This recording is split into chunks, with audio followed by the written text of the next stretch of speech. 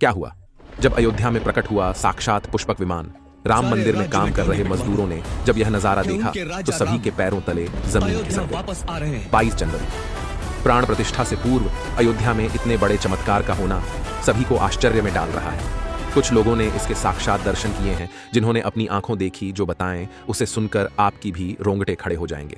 आगे बढ़ने से पहले अगर आप एक सच्चे सनातनी हैं, प्रभु श्री राम को अपना आराध्य मानते हैं, तो इस वीडियो को लाइक करके कमेंट बॉक्स में जय श्री राम जरूर लिखें।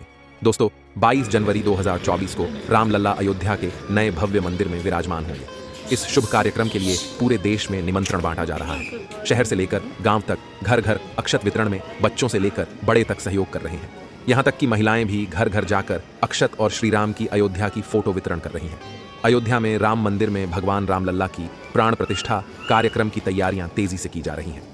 इस कार्यक्रम को बेहद भव्य बनाने के लिए कोई कसर नहीं छोड़ी जा रही है। इस बीच राम मंदिर निर्माण का कार्य भी तेजी से किया जा रहा है। मंदिर निर्माण में जो लक्ष्य लिया गया था उसमें लगभग 80% कार्य हो चुका है। 70 खंभों पर मूर्तिकारी का काम चल रहा है। पिछले दिनों त्योहार की वजह से ये धीमा पड़ गया था, लेकिन अब वो भी तेज गति से पूरा हो जाएगा। निर्माण कार्य जल्द से जल्द पूरा करने के लिए सभी मजदूर रात दिन मेहनत कर रहे हैं। लेकिन 10 जनवरी की रात कुछ ऐसा चमत्कार हुआ जिसे देखकर सभी मजदूरों के होश उड़ गए।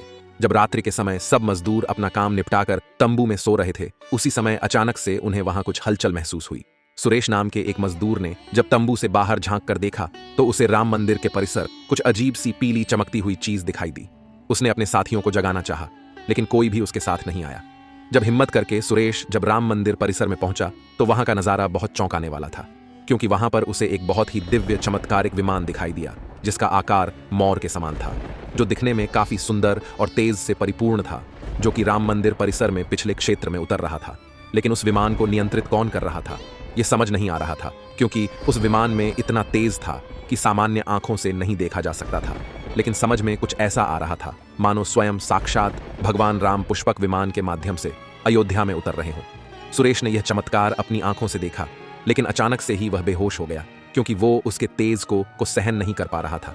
सुरेश जब सुबह उठा तो वो उसी स्थान पर मौजूद था और उसके साथ ही मंदिर निर्माण कार्य पूरा करने के लिए जा रहे थे। उसने सभी को रोककर रात्रि की सच्चाई बताई, लेकिन सभी उसकी हंसी उड़ा रहे थे। लेकिन सुरेश मन ही मन समझ चुका था कि प्रभु श्री राम अयोध्या आ चुके हैं। यह उसके लिए सौभाग्य था कि उसे इतना सुंदर दृश्य देखने को मिला, जहां शायद उसने साक्षात पुष्पक विमान के दर्शन किए थे, यानी कि प्राण प्रतिष्ठा से पहले अयोध्या प्रकट हुआ साक्षात पुष्पक विमान। दोस्तों, देश के अलग अलग हिस्सों में कई बार अजीब सी आकृति के विमान देखे गए हैं, जिनका संबंध कई बार तो एलियन के साथ जोड़कर भी देखा जाता है। यानी कि अयोध्या में उस रात्रि को मोर की आकृति का विमान देखना वास्तव में प्रभु श्री राम का ही कोई संदेश हो सकता है। लेकिन क्या यह विमान सचमुच में पुष्पक विमान है? इसकी आखिर क्या गारंटी है? इसे समझने के लिए हमें पुष्पक विमान के रहस्य को अच्छे से जानना पड़ेगा। आगे हमारे YouTube चैनल महादेव मिरेकल पर आपको पुष्पक विमान का रहस्य बताएंगे, जिसे समझकर आपको यकीन होगा कि अयोध्या में पुष्पक विमान का प्रकट होना कलयुग का सबसे बड़ा चमत्कार है। रामायण पुष्पक विमान का जिक्र है, जो पहले कुबेर के पास था। इसके बाद रावण ने उसे अपने सौतेले भाई कुबेर से लंका समेत बलपूर्वक हथिया लिया था। फिर रावण इसी के जरिए कहीं भी आता जाता था। रावण को हराने के बाद ये विमान श्री राम के पास आ गया। वो जीत हासिल करने के बाद इसी विमान के कहीं जगह होते हुए अयोध्या पहुंचे थे। रावण ने इसी के जरिए पंचवटी आश्रम से सीता का हरण किया था और उन्हें उस पर बिठाकर लंका ले गया था। कहा जाता है कि पुष्पक विमान आज के विमान की तरह था। पुष्पक विमान के जरिए रावण हवाई मार्ग से सफर किया करता था। रावण को मौत के घाट उतारने के बाद उसी विमान के जरिए प्रभु श्री राम, माता सीता और लक्ष्मण लंका से अयोध्या लौटे थे। रामायण में जिस तरह से पुष्पक विमान का जिक्र मिलता है, उससे तो यही लगता है कि ये आज के हवाई जहाज की तरह था, लेकिन तकनीक के मामले में मॉडर्न एरोप्लेन से कहीं आगे था। रामायण के सुंदरकांड के 7वें अध्याय में पुष्पक विमान के बारे में जानकारी मिलती है। पुष्पक विमान की आकृति मोर की तरह थी। ये अग्नि और वायु ऊर्जा से उड़ान भरता था। इसकी तकनीक इतनी उत्कृष्ट थी कि इसका आकार छोटा और बड़ा किया जा सकता था। कहा जाता है कि रावण अपनी पूरी सेना को साथ लेकर इस विमान से उड़ान भर सकता था। पुष्पक विमान अपने चालक की इच्छा के अनुसार गति पकड़ता था। ये मन की गति से उड़ान भर सकता था। विमान में बैठने के लिए कई आसन बने थे। पौराणिक कथाओं के मुताबिक युद्ध के बाद भगवान श्री राम ने विमान का पूजन कर ये दिव्य विमान वापस कुबेर को सौंप दिया। कुबेर ने पुष्पक विमान को भेंट स्वरूप प्रभु श्री राम को दे दिया, जिसके बाद इसी पुष्पक विमान से प्रभु श्री राम, माता सीता और लक्ष्मण अयोध्या पहुंचे। अब दोस्तों, कई हजारों सालों बाद एक बार फिर जब भव्य राम मंदिर का निर्माण हुआ है, तो प्रभु श्री राम अपने भाई लक्ष्मण और मां का सीता के साथ एक बार फिर से अयोध्या धाम पहुंच रहे हैं, वह भी अपने इसी पुष्पक विमान पर, जिसका नजारा वहां के मजदूर अपनी आंखों से देख चुके हैं। रामायण के प्रसंग में कहा गया है कि जब माता सीता को हरण करके रावण ले जा रहा था तो रास्ते में जटायु ने अपने चोंच से रावण को चोट पहुंचाई थी। उस समय रावण पुष्पक विमान में ही मौजूद था। इसके बाद रावण ने तलवार से जटायु को लहूलुहान कर दिया था। जटायु घायल होकर जमीन पर गिर गए। जब सीता को खोजते हुए राम पेड़, पौधे और पक्षियों से पूछते जा रहे थे तो रास्ते में घायल जटायु से मुलाकात होती है। मरणासन्न पड़े जटायु ही राम को बताते हैं कि रावण सीता को हरण करके किस दिशा में गया है। लेकिन जब साक्षात प्रभु श्री राम पुष्पक विमान में अयोध्या आ चुके हैं तो भला उनके परम भक्त जटायु कैसे पीछे रह सकते हैं। अयोध्या में रामलला की प्राण प्रतिष्ठा से पहले जनपद की सीमा में गिद्धों का झुंड दिखाई दिया है। स्थानीय लोग इसे गिद्धराज जटायु से जोड़कर देख रहे हैं। वे इसे शुभ संकेत भी मान रहे हैं। मिल्कीपुर तहसील क्षेत्र के गांव धरोली में पिछले 10-12 दिनों से गिद्धों का झुंड वास कर रहा था। हालांकि उस गांव से गिद्ध उड़ गए हैं, लेकिन अयोध्या की सीमा में यहां वहां दिखाई दे रहे हैं। गांव वालों का कहना है कि पिछले 20 वर्षों से हम लोगों ने इलाके में गिद्ध नहीं देखे। अब जब राम मंदिर बन रहा है तो इस गांव में लगभग 50 की संख्या में गिद्ध आकाश में दिखाई दे रहे हैं। उनमें से 10-12 गिद्ध गांव में ही सेमल के पेड़ पर वास कर रहे थे। गिद्धों के दिखने की घटना को ज्यादातर लोग राम से जोड़कर देख रहे हैं और शुभ संकेत भी मान रहे हैं। 22 जनवरी को होने वाले प्राण प्रतिष्ठा के समारोह में देश के प्रधानमंत्री नरेंद्र मोदी ने देश विदेश की कई महान हस्तियों को निमंत्रण दिया है। लेकिन आपको जानकर हैरानी होगी, नेपाल में भी कुछ विशेष लोगों को समारोह में आने का निमंत्रण दिया गया है। इसके पीछे का रहस्य जानकर आपके भी होश उड़ जाएंगे, क्योंकि नेपाल को भगवान श्री राम का ससुराल कहा जाता है। क्योंकि नेपाल एक समय पर जनकपुर धाम था, जहां के राजा थे राजा जनक, और उनकी पुत्री मां सीता वहीं पर भूमि में से प्रकट हुई थी। जनकपुर धाम, जिसे मिथिला भी कहा जाता था। मिथिला संस्कृति में यह मान्यता है कि जब बेटी का गृह प्रवेश होता है तो उसके मायके से तोहफा और अन्य सामग्री भिजवाई जाती है। इसी परंपरा के मुताबिक जब प्रभु राम का मंदिर में गृह प्रवेश होगा तो सीता जी की ओर नेपाल से अयोध्या उपहार आ रहे हैं, जिसे भार यात्रा का नाम दिया गया है। राम मंदिर की प्राण प्रतिष्ठा के लिए भगवान राम के ससुराल नेपाल के जनकपुर से कपड़े, फल और मेवा के साथ साथ उपहारों से सजे 1100 थाल आने वाले हैं। इसमें आभूषण, बर्तन, कपड़े और मिठाइयों के अलावा भार भी आएगा, जिसमें 51 प्रकार की मिठाइयां, दही, मक्खन और चांदी के बर्तन शामिल होंगे। 22 जनवरी को प्राण प्रतिष्ठा समारोह होने वाला है।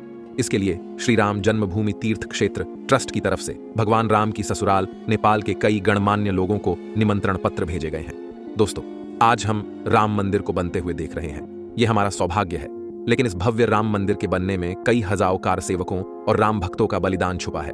उस समय आक्रमणकारियों ने काशी, मथुरा के साथ ही अयोध्या में भी लूटपाट की और पुजारियों की हत्या कर मूर्तियां तोड़ने का क्रम जारी रखा।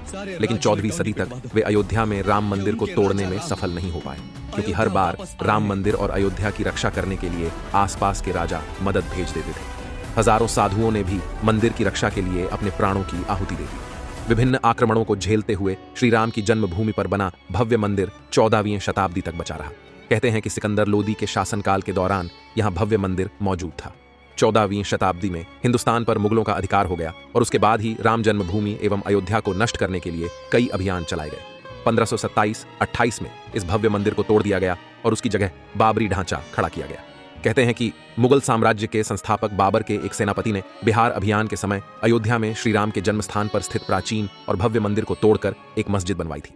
19 जनवरी 1885 को हिंदू महंत रघुबीर दास ने पहली बार इस मामले को फैजाबाद के न्यायाधीश पम हरिकिशन के सामने रखा था। इस मामले में कहा गया था कि मस्जिद की जगह पर मंदिर बनवाना चाहिए, क्योंकि वह स्थान प्रभु श्री राम का जन्म स्थान है। वर्ष 1947 में भारत सरकार ने मुसलमानों को विवादित स्थल से दूर रहने के आदेश दिए और मस्जिद के मुख्य द्वार पर ताला लगा दिया गया, जबकि हिंदू श्रद्धालुओं को एक अलग जगह से प्रवेश दिया जाता रहा। लेकिन सन 1979 में एक ऐसा चमत्कार हुआ जिसे देखकर मुसलमानों की भी आंखें खुल गईं। यह रामलला का बहुत बड़ा चमत्कार था कि मस्जिद के अंदर से अचानक ही रामलला की मूर्ति प्रकट हो गई। कुछ कट्टरपंथियों का कहना था कि कुछ हिंदू दलों ने रात्रि के समय चुपके से यहां पर मूर्तियां रखी हैं। 1939 में भगवान राम की मूर्तियां मस्जिद में पाई गईं। मुसलमानों ने इस पर विरोध व्यक्त किया और दोनों पक्षों ने अदालत में मुकदमा दायर कर दिया।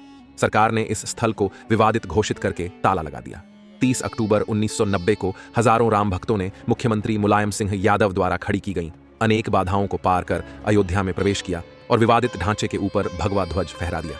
लेकिन 2 नवंबर 1990 को मुलायम सिंह यादव ने कार सेवकों पर गोली चलाने का आदेश दिया, जिसमें सैकड़ों राम भक्तों ने अपने जीवन की आहुतियां दी। सरयू तट राम भक्तों की लाशों से भर गया था। इस नृशंस हत्याकांड के बाद अप्रैल 1991 को उत्तर प्रदेश के तत्कालीन मुख्यमंत्री मुलायम सिंह यादव को इस्तीफा देना पड़ा।